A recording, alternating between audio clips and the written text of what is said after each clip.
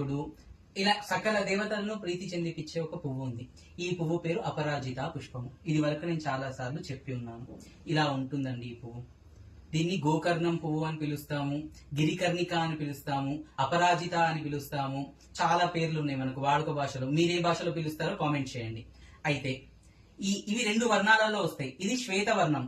ఈ పువ్వు ఏదైతే ఉందో ఇది శ్వేతవర్ణం. ఇదేంటంటే నీలివర్ణం. ఈ నీలి మనకేం చెప్తాం విష్ణుమూర్తిని? నీలమేఘశ్యామం. ఆయన ఏం చెప్తున్నా? నీలమేఘశ్యాముడు. ఈ వర్ణంలో ఉంటాడు ఆయన. ఆయనకి ఈ పూలు అంటే చాలా ఇష్టం. ఇంకొక ఆయన ఏంటి? నీలకంఠుడు. ఆయన కంఠంలో నీలివర్ణం ఉంటుంది అనమాట. విషం తాగిన ఆయన ఎవరు? ఋషి పరమశివుడు.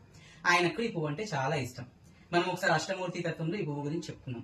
అయితే దీనివల్ల మనకి ఏంటి అంటే కొన్ని పరిహారాలు చెప్తాను. ఎవరికైతే కోర్టు కేసులు ఉన్నాయి, కోర్టు కేసులలో మాకు విజయం కావాలనుకుంటే ఇలాంటి పువ్వులు ఒక 8 సేకరించుకొని స్వామికి అష్టమూర్తి తత్వంలో చెప్పిన 8 పేర్లు, భవాయ దేవాయ నమః, రుద్రాయ దేవాయ నమః అంటూ 8 పేర్లు ఉన్నాయి కదా, శర్వాయ దేవాయ నమః, ఆ పేర్లు చెప్పుకుంటూ వేయండి స్వామి వారికి. వేస్తే మీకు కోర్టు కేసులలో ధర్మం మీ వైపు ఉంటే విజయం ఉంటుంది. లేదు మీరు విష్ణుమూర్తికి వేయాలనుకోండి, 5 పూలు తెచ్చుకోండి. 5 పూలు తెచ్చుకొని ఓం కేశవాయ నమః, ఓం అనంతాయ నమః, ఓం నారాయణాయ నమః, ఓం వాసుదేవాయ నమః, ఓం ప్రద్యుమ్నాయ నమః అంటూ ఈ 5 పూలు వేయండి. అమ్మవారికి అపరాజితా స్తోత్రం చెప్పుకుంటూ ఈ పువ్వులు వేయండి. అమ్మవారికి అయితే 9 పువ్వులు వేయండి.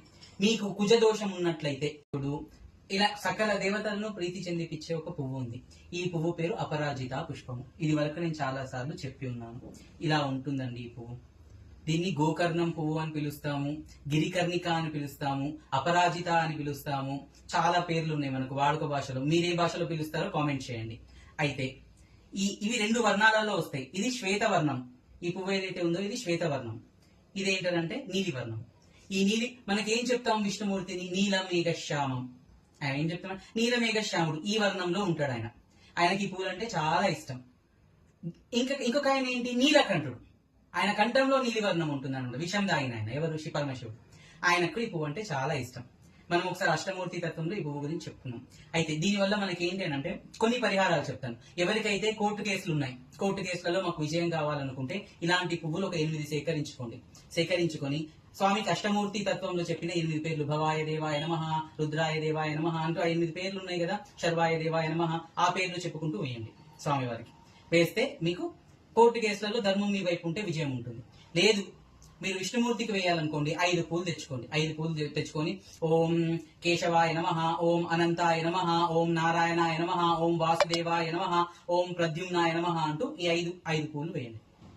అమ్మవారికి అపరాజితా స్తోత్రం చెప్పుకుంటూ ఈ పువ్వులు వేయండి. అమ్మవారికి అయితే 9 పువ్వులు వేయండి. మీకు కుజదోషం ఉన్నట్లయితే